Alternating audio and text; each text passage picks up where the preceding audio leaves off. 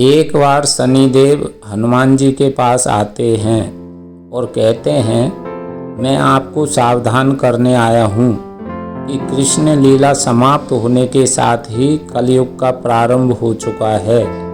इसलिए धरती पर देवता नहीं रह सकते हैं, क्योंकि इस धरती पर जो भी है उन पर मेरी 7.5 का प्रभाव होगा और इसका प्रभाव आप पर भी होने वाला है। इस पर हनुमान जी बोले कि जो भी देवता या मनुष्य राम की शरण में रहता है उस पर तो काल भी अपना प्रभाव नहीं डाल पाता, इसलिए तुम मुझे छोड़कर कहीं और चले जाओ। इस पर शनिदेव कहते हैं कि मैं विधि के विधान के आगे विवश हूँ।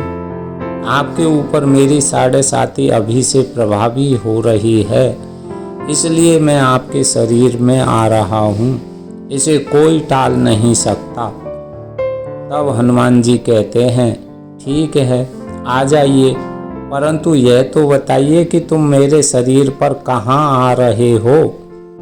शनिदेव बड़े गर्व से बोले कि पहले 2.5 साल मैं आपके सिर पर रहकर आपकी बुद्धि को विचलित करूँगा।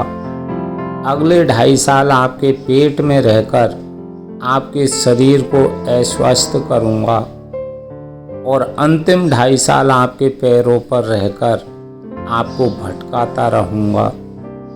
इतना कहकर शनिदेव हनुमान जी के माथे पर बैठ गए। जैसे ही शनिदेव हनुमान जी के माथे पर बैठे, वैसे ही हनुमान जी को खुजली आई, तो उन्होंने एक पर्वत उठाकर अपने माथे पर रख लिया। पर्वत से दबकर शनिदेव घबरा गए और हनुमान जी से बोले, यह क्या कर रहे हो आप? हनुमान जी बोले कि आप अपना काम कीजिए, मैं अपना काम कर रहा हूँ। मेरे स्वभाव से मैं विवश हूँ। खुजली आने पर मैं इसी प्रकार खुजली मिटाता हूँ।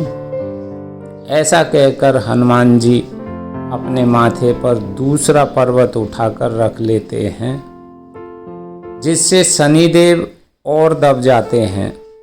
शनिदेव हैरान परेशान होकर हनुमान जी से कहते हैं कि आप इन पर्वतों को अपने माथे से उतारिए, मैं आपसे समझौता करने के लिए तैयार हूँ।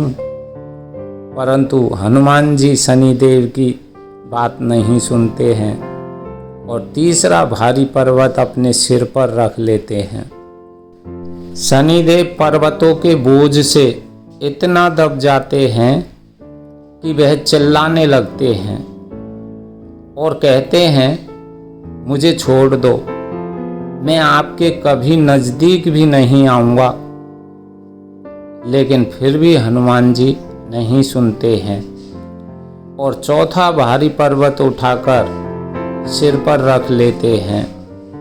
शनिदेव त्राहिमाम करने लगते हैं और हनुमान जी से प्रार्थना करते हैं कि प्रभु, आज के बाद मैं आपके पास तो क्या, आपके भक्तों के नज़दीक भी नहीं आऊँगा, मुझे छोड़ दो। ऐसा सुनकर हनुमान जी शनिदेव को माफ़ कर पीड़ा से मुक्त कर देते हैं। मिलते हैं अगली वीडियो में, तब तक के लिए आप अपना ख्याल रखना और हमेशा मुस्कुराते रहना।